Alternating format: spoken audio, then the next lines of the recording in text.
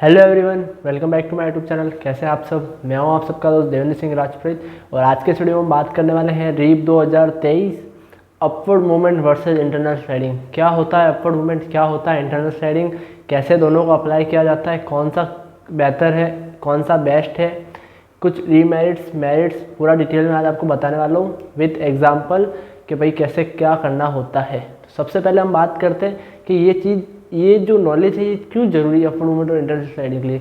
ये इतना इसलिए ज़रूरी है क्योंकि जो आपका देखो फॉर्म फिल कर दिया, चॉइस फिल कर दी, रीप रैंक आ गई, चॉइस मिल गई, उसके बाद भी काफ़ी सारे गेम्स होते हैं जो रीप के अंदर होते हैं जो आपको नहीं पता होते। मेन तो इंटरनल स्लाइडिंग काफ़ी हद से ज़्यादा बच्चों को पता ही नहीं होता भैया क्या होता है और कैसे अप्लाई करना होता है। ठीक है, इंटरनल स्लाइडिंग एक ऐसा प्रोसेस है जिसमें आप पेट्रोलियम से कंप्यूटर साइंस इंजीनियरिंग तक भी जा सकते हो और जो आपको ब्रांच पसंद नहीं है उससे भी आप ऊपर आके दूसरा ब्रांच ले सकते हो। ठीक है, तो बिना टाइम वेस्ट के अपवर्ड मूवमेंट की बात करते हैं। अपवर्ड मूवमेंट क्या होता है? अपवर्ड मूवमेंट रीप के अंदर एक प्रोसेस है जिसकी हेल्प से आप जो आपको अलॉटेड ब्रांच है उससे ऊपर किसी अदर ब्रांच में जा सकते हैं अगर आपकी जो रीप रैंक या JEE मेंस की परसेंटाइल अच्छी है तो।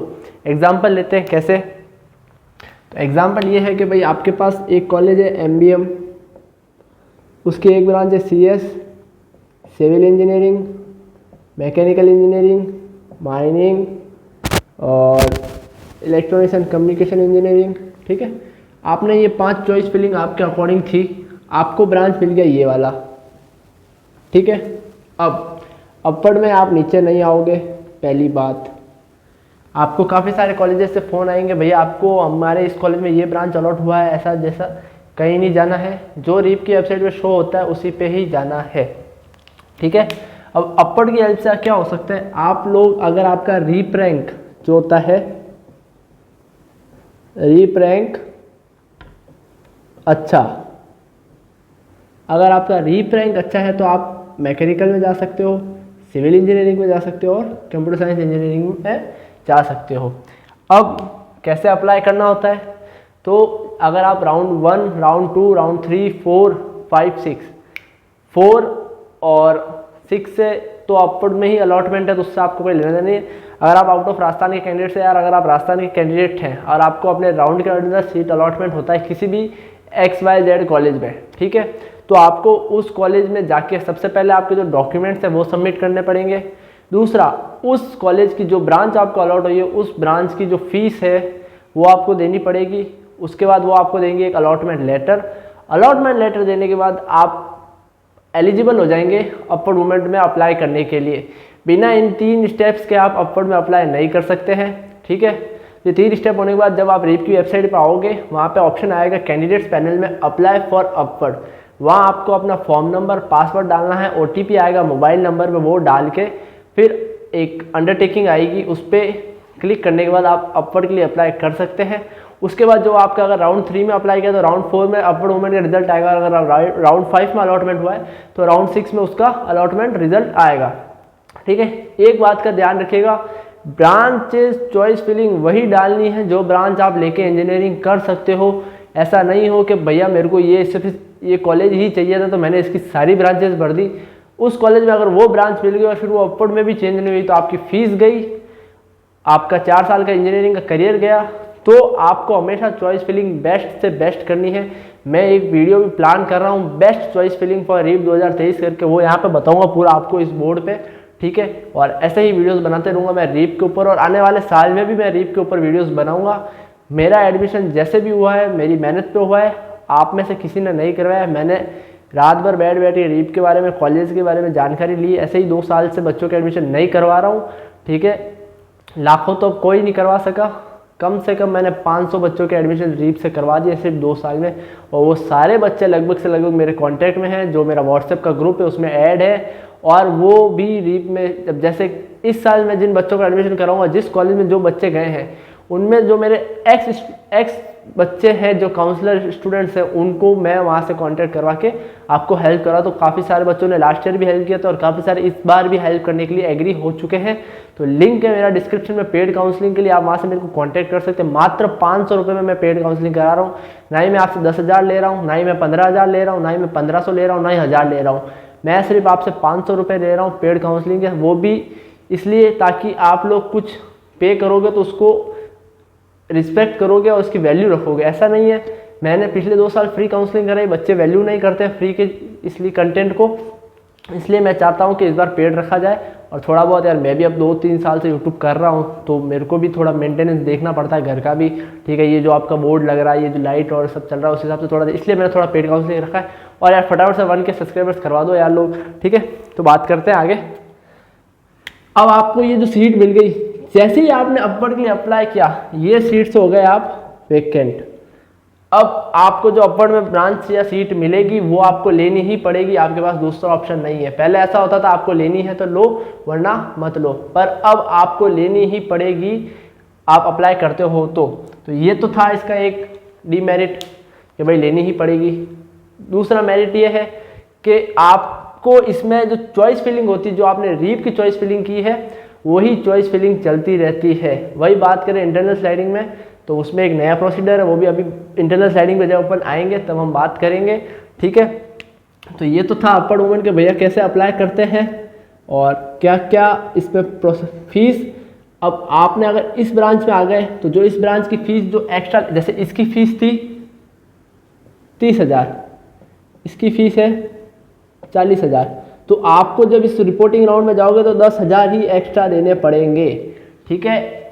और अगर आपसे वो पूरी ब्रांच की फ़ीस ले रहा है तो वो आने वाले जो अगले सेमेस्टर से आपके उसमें एडजस्ट हो जाती है, ठीक है। अपवर्ड में आप 1-2 बातें और, लाइक MBM है आपके पास पहले, फिर RTU है, फिर CT है, उदयपुर है, SKIT है। आपको SKIT मिल गया, आप उदयपुर भी जा सकते हो, कोटा भी जा सकते हो, MBM भी जा सकते हो अगर आपका रीप रैंक बहुत ज़्यादा अच्छा है तो ये अपवर्ड का अच्छा मेरिट रहता है। तो आपको चॉइस फिलिंग हमेशा उसी तरीके से करनी चाहिए कि भैया अब ऐसा ना हो कि आप ब्रांचेस का ऑर्डर कुछ भी डाल दो, पहले ही पेट्रोलियम डाल दी या वो ब्रांच डाल दी जो आपको नहीं चाहिए, तो फिर दिक्कत हो सकती है, क्योंकि रीप आपको बार बार मौका नहीं देता और ये एक बार ही साल में होता है। एक गलती से आपका पूरा 4 साल खराब हो सकता है, फिर या तो आपको ड्रॉप लेना पड़ेगा या किसी प्राइवेट कॉलेज में जाना पड़ेगा। आप फीस तो भरोगे ही भरोगे, रिफंड भी नहीं मिलता है अगर आप टाइम पे सीट विड्रॉल नहीं करते हो तो, ठीक है।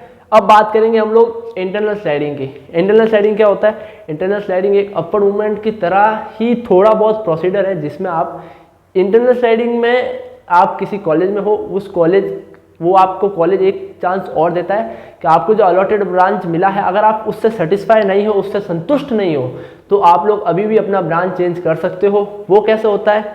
इसका इंटरनल स्लाइडिंग का अलग से निकलता है नोटिफिकेशन, फिर निकलती है लिस्ट, फिर निकलती है अलॉटमेंट लिस्ट, ठीक है। नोटिफिकेशन आएगा आपके कॉलेज की वेबसाइट पे, आपके जो भी अलॉटेड ग्रुप्स हैं आपसे इन्फॉर्मेशन पहुंच जाती है इंटरनल स्लाइडिंग की, वहाँ पे आपको फिर इंटरनल स्लाइडिंग में अप्लाई करना पड़ता है। उसमें ये एक इसमें मेरिट बहुत अच्छा बोलो तो अच्छा प्लस पॉइंट एक, इसमें आप एकदम नई चॉइस फिलिंग डाल सकते हो। तो मतलब आप कॉलेज में आ गए, आपको वो ब्रांच मिल गया जो आपको नहीं चाहिए और आप इसमें वो भी नहीं डालो जो आपको नहीं चाहिए, ठीक है। इंटरनल स्लाइडिंग में आपके पास एक नया ऑप्शन आता है, आपके पास एकदम पूरी प्रायोरिटी पूछता है भाई आपको क्या क्या ब्रांच चाहिए। बस इसमें आप जिस कॉलेज में हो उसी कॉलेज में ब्रांच चेंज करवा सकते हो। अपवर्ड मूवमेंट में ऐसा होता है कि आप एक कॉलेज से दूसरे कॉलेज में, अगर आपके चॉइस फिलिंग में है ऐसा कि भाई RTU, कोटा, ऐसे कॉलेजेस हैं, तो आप लोग चेंज एक कॉलेज से दूसरे कॉलेज चेंज कर सकते हो। पर इंटरनल स्लाइडिंग में आप जिस कॉलेज में हो उसी कॉलेज में आप ब्रांच चेंज कर सकते हो। अपवर्ड मूवमेंट में आप यहाँ पे सिविल है, यहाँ CS भी जा सकते हो, CS से या यहाँ सिविल है तो यहाँ CS जा सकते हो। अपवर्ड में हमेशा ऊपर ही जाओगे, नीचे कभी नहीं जाओगे। अपवर्ड मूवमेंट का मतलब ही होता है, काफ़ी सारे गवर्नमेंट कॉलेजेस हैं जिनमें एडमिशन बच्चे नहीं लेते, वहाँ से कॉल आते हैं कि आपको हमारे यहाँ पे ये सीट अलॉटमेंट हो रहा है, ये वो हो रहा है। आपको उन बातों पे ध्यान नहीं देना है और किसी को भी फालतू में बातों में ना आके अपना चॉइस फिलिंग एकदम तरीके से करना। कुछ मेहनत आप भी करो, सब कुछ हमारे भरोसे मत रहो। ऐसा नहीं जो हम बोल रहे हैं वो आप माने जा रहे हो, जो मैं आपको कुछ बता रहा हूँ उस पर रिसर्च करो। काफ़ी कुछ है कि भाई रीप क्या होता है, हमको किसी ने नहीं बताया था, हमने खुद के दम पे MBA में एडमिशन लिया, खुद की चॉइस फिलिंग खुद की। मात्र मैं आपको बता रहा हूँ, मैंने जो चॉइस फिलिंग की थी, मैंने सिर्फ MBA की 4 ब्रांचेज डाली थी, CS, सिविल, मैकेनिकल, इलेक्ट्रिकल, ये 4 ब्रांचेस डाल के मैंने चॉइस लॉक तक कर दी थी। मैं आपको फिर भी हर बार कहता हूँ आपको चॉइस लॉक नहीं करनी है। और मेरे को राउंड 1 में अलॉटमेंट नहीं हुआ था, राउंड 2 अपर बोर्ड में मेरे को अलॉटमेंट हुआ था। और मेरे टाइम जो रीप काउंसलिंग था वो था 12th बेसिस, उसकी प्रायोरिटी 1 थी 12th, उसके बाद डिप्लोमा और जो अदर एग्जाम्स होते हैं उसके वजह। तो इसलिए मेरा एडमिशन 12th बेसिस पे हुआ है, क्योंकि उस टाइम JEE मेंस हुआ नहीं था और वो 12th बेसिस पे प्रायोरिटी 1 था, इसलिए मेरा हुआ है था। इसलिए तो ये जो मार्केट में अफवाह चल रही है कि वो क्या एडमिशन कराएगा, उसका खुद का 12th पे हुआ है, ऐसा कोई गलत, ये सब गलत फहमियाँ हैं, ठीक है। एडमिशन करवाना जानते हैं, करवाए भी हैं बच्चों के, और काफ़ी सारे बच्चे हैं जिनको कम परसेंटाइल में अच्छा कॉलेज मिला है, अच्छी अच्छी चॉइस फिलिंग करवाई है, ठीक है। और मेरे हिसाब से इंटरनल स्लाइडिंग और आज के वीडियो में इतना ही था। थैंक्स फॉर वॉचिंग, वीडियो को यहीं ख़त्म करते हैं।